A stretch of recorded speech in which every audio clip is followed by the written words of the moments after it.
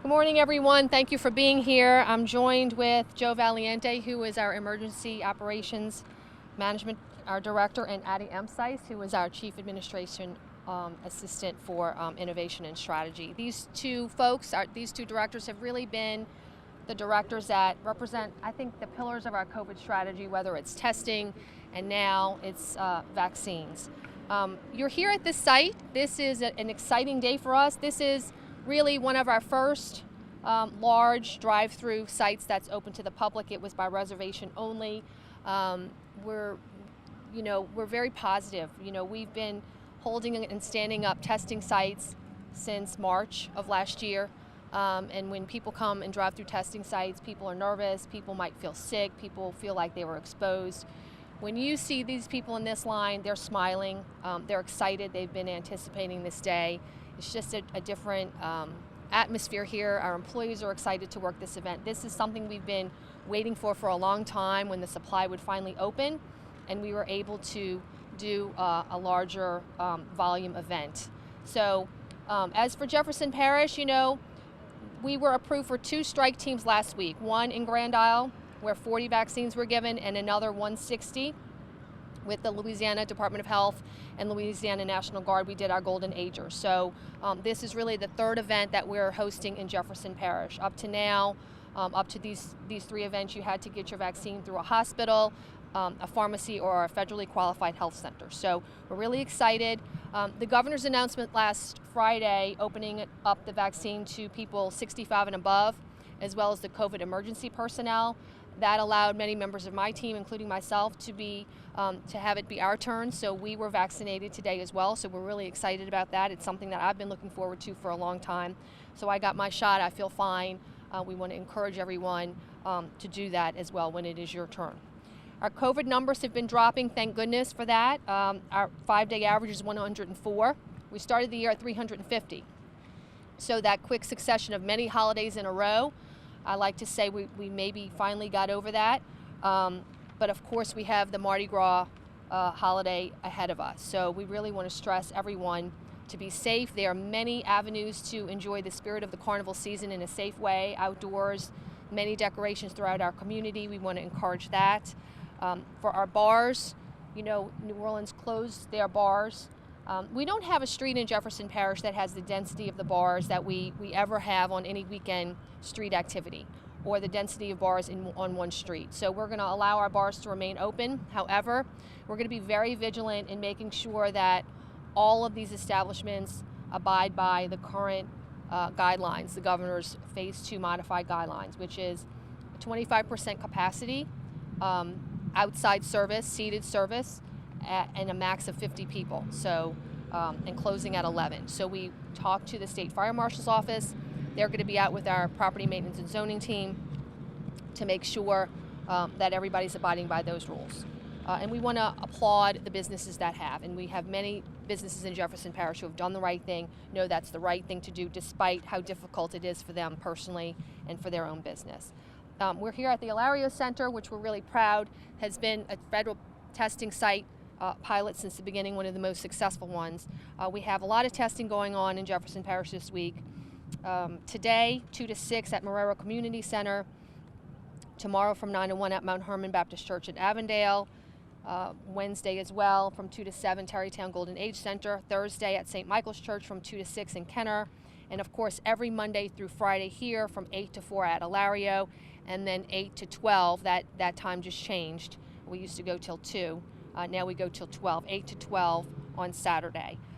We hope we're going to get approved for more events like this. Everybody needs to check covid.jeffparish.net. We opened up, we created, our IT department did a great job weeks ago, because we were ready for this day, created a reservation system. So when we are approved by the state and we get notified, is it Friday? Friday evening we get notified if we will get an allotment the next week. And we'll put that on the reservation system, covid.jeffparish.net. For anyone who's eligible, you have to be eligible and pay attention to the phases that we're on. So check out that site if you're interested in getting the vaccine with us. Okay, so we're still at a modified Phase 2 that expires tomorrow, and I'm sure the governor will give those updates.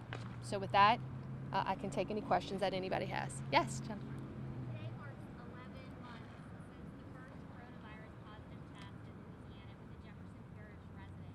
Can you reflect on the last 11 months, how far you got to be getting out the vaccine today? So the question is today, and I didn't even think about that, but today does mark 11 months. So my recollection is we were prepared, Addie and Joe prepared me that, at that time we were still thinking that it was kind of travel related, that, we went through that Mardi Gras season, we weren't thinking about this.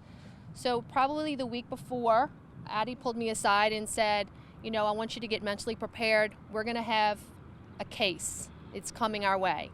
And so our team set to it. We started putting the posters up. We started ordering cleaning supplies and all the hygiene materials. I think we were ready, and that conversation that she had with me and getting Joe's team ready really mentally prepared us for when it would happen. And I was in a meeting in my office. I think it was maybe the day before a council meeting. I was in an agenda meeting in my office, and they told me that the governor's office is on the phone. The governor's office had called me, and I knew right then, my heart fell in my stomach. I knew what it was. I just knew what it was, and it was that the first case was a Jefferson Parish resident, and that was on March 9th, and that was the first case that we had in the state. And it has been a rough 11 months since then, and that's why, living through that 11 months, that's why a day like today, we feel so positive. Our team was here ready. Everybody was in a good spirits. It's been a long time coming. It's a different time in our community now. About 2 weeks ago, in that 1 week, 3 weeks ago probably, in that 1 week, I knew 4 people who died. Probably, the after Christmas, and just a big spike in the deaths. At the same time, the vaccines, at the same time, other people were telling me, older people that I knew, I got my shot, I'm scheduled for my second shot. It was a really bizarre time in our community, a really bizarre time that I think we're facing right now. Such hope for the future, but still having to deal with all the holiday activity and the result of that. So also one of the questions, we had a death rate, was it this weekend, where we had 20 deaths on the dashboard. We did speak to the coroner. It ended up being 3, so that's a lag in the documentation. So we did not have 20 deaths in Jefferson Parish. Dr. Jerry Satanovich confirmed it was 3 deaths this weekend, which is 3 too many, but it was not 20. So sometimes, and he explained at a prior press conference, sometimes there is that lag in the paperwork, because that was a very alarming number to have to see on the dashboard. Any other questions? Yes. Is this now a dual-purpose center with testing simultaneously going on at the vaccine? Can you talk about that? Absolutely. We moved the testing to the rear a couple weeks ago, Joe? Oh, actually about 6 weeks ago. About 6 weeks ago, we moved it to the rear in preparation for maybe being able to use this site for a vaccination site. Joe's team has been ready. Addie, Joe, all of our teams have been ready. We have been ready for several weeks now. As soon as the vaccines got emergency use authorization, we've been ready to do a bigger event. And so, as soon as the state gave us this allotment, we were ready, and it's a great day for us. And if you're able to interview some of the people, you can see everybody looks so relieved and just so happy. They're driving up like excited. A really different feel for this kind of event than testing's been.